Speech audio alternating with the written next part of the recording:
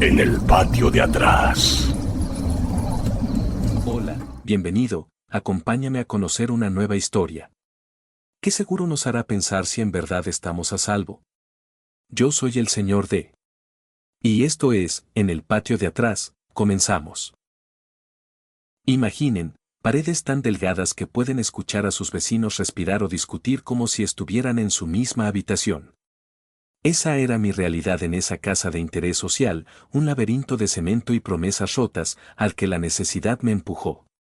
Lo que no sabía es que las paredes no eran lo único permeable. Había algo más, algo que se arrastraba y golpeaba por el techo, y una regla silenciosa que transformaría mi hogar en una trampa. No era solo una casa, era un depredador, y su arma secreta era la puerta principal.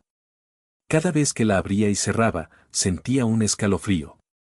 Me habían advertido, en un chisme tonto, que la tercera vez, la puerta nunca regresaba igual. Una broma, ¿verdad? Pero los murmullos que empezaron a filtrarse desde el techo no eran una broma. Los rasguños, los golpes suaves, como si alguien estuviera reorganizando muebles en un ático que no existía. Y luego, el espejo. Un viejo espejo manchado que encontré en la sala, con una pátina de óxido y algo oscuro, que parecía vibrar con cada sonido de arriba. Esa casa. Ese techo.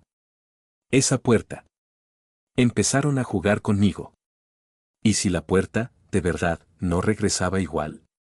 ¿Y si cada vez que la cruzaba, una parte de mí se quedaba fuera, o algo más? ¿Entraba? Este es el expediente de cómo una casa me robó mi identidad. Me mudé a esa unidad de interés social por necesidad. Era de bajo costo, el alquiler inmejorable.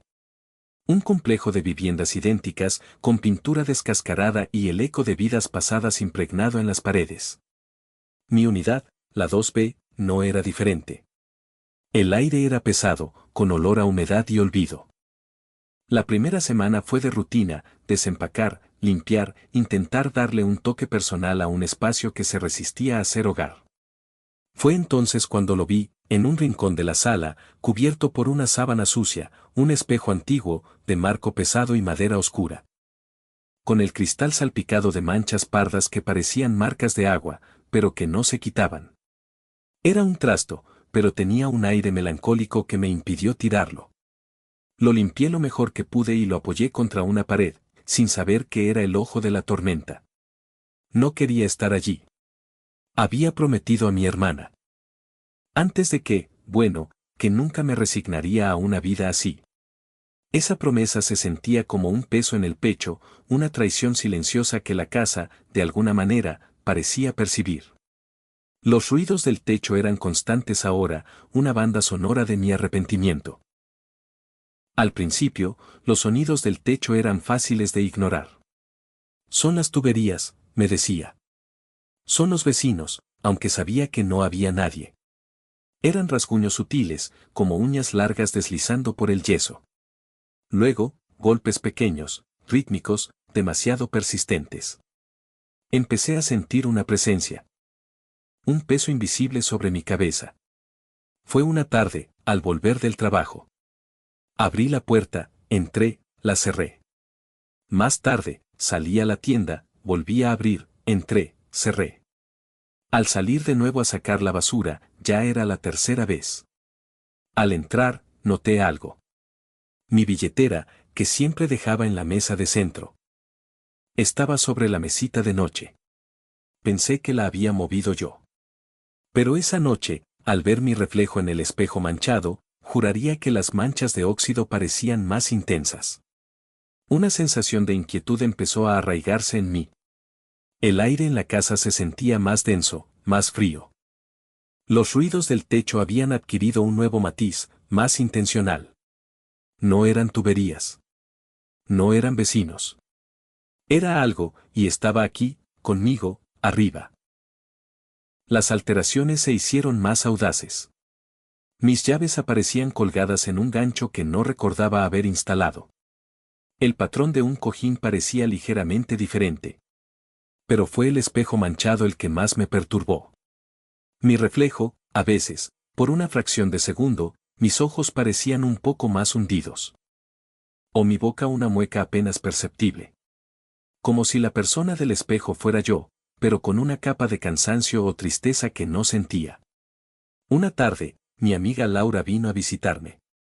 Le conté sobre los ruidos, los objetos moviéndose, las extrañas sensaciones. «Estás estresado, Carlos», me dijo, «esta casa es un agujero. ¿Te está afectando?».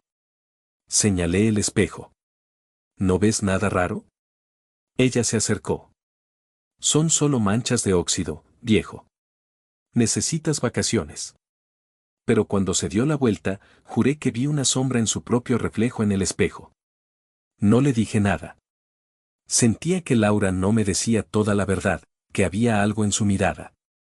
La promesa que le había hecho a mi hermana, esa de luchar por una vida mejor, se sentía ahora como un murmullo lejano, una melodía que ya no podía recordar. Las palabras se me escapaban. La entidad en el techo parecía reírse, sus golpes y rasguños más definidos, casi burlones.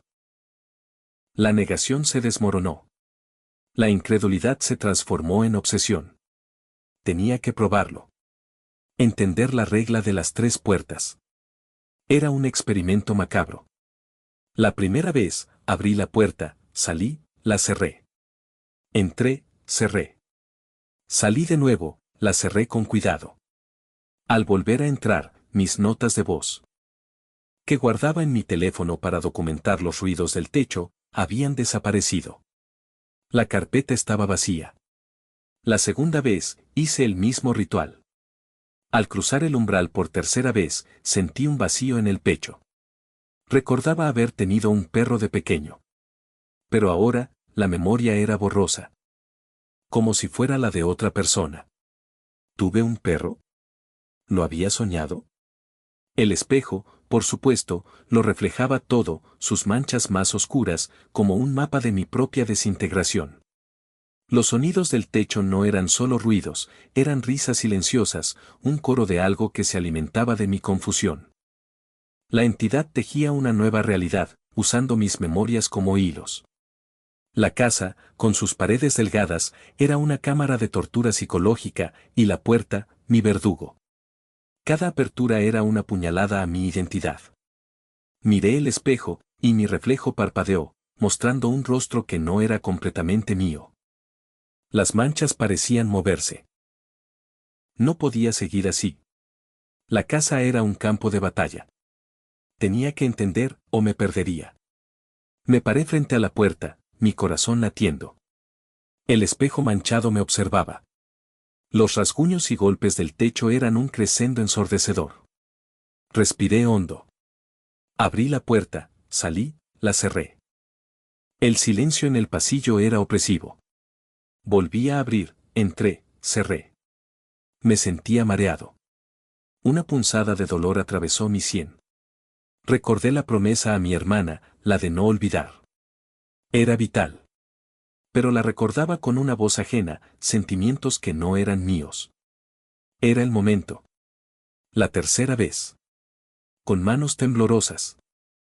Giré el pomo, empujé la puerta. La cerradura hizo un clic. La casa contuvo la respiración. Me giré lentamente hacia el espejo. Mi reflejo estaba allí, pero no era el mío. La cara era mía, pero la mirada, vacía, ajena, con una sonrisa tenue. Las manchas del espejo se habían desvanecido, el reflejo. De una claridad inquietante. La verdad me golpeó. No era solo que la puerta no regresara igual. Era que yo no regresaba igual. El miedo me heló la sangre, no a morir, sino a ya no ser. La entidad en el techo no quería mi vida, ni mi cuerpo. Quería algo más íntimo, mi esencia, mis recuerdos, mi identidad. Cada vez que la puerta se abría por tercera vez, no era la casa la que cambiaba, sino yo. Un recuerdo se desprendía, una emoción se desvanecía, y en su lugar se implantaba una astilla de otra vida. La entidad era un coleccionista, un tejedor de identidades, y la casa su telar. El espejo manchado no reflejaba óxido, reflejaba las cicatrices de todas las almas que habían pasado por el proceso, los ecos de las memorias arrebatadas. Mi promesa a mi hermana ahora era una vaga idea, desprovista de su significado. Y Laura, mi amiga. Su mentira no era malicia. Ella también era una víctima, un recipiente donde las astillas de otras vidas se habían fusionado con las suyas. Su negación, su extraña indiferencia, era el síntoma de una mente reescrita. No me mintió, no recordaba la verdad. La entidad no mataba, no drenaba la sangre. Drenaba la historia, la convertía en una amalgama de experiencias ajenas. Yo era ahora una casa, habitada por fragmentos de extraños. Miré el espejo, y el rostro era más claro. Era el mío, sí, pero los ojos eran una biblioteca de almas, una constelación de recuerdos ajenos que brillaban a través de mi mirada. No había forma de saber quién era yo realmente. Solo sabía que la puerta esperaba su próxima apertura.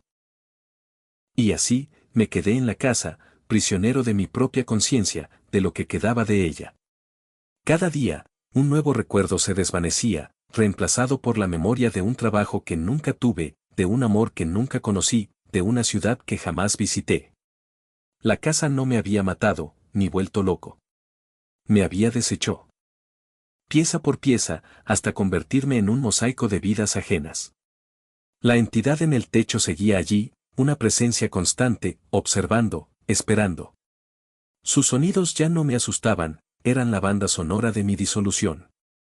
El espejo manchado, ahora límpido, era el archivo de mi transformación. El único testigo de lo que una vez fui. Ya no había promesa que romper, ni recordar. Solo un vacío, un eco de un yo que se perdía en la vasta colección de la entidad.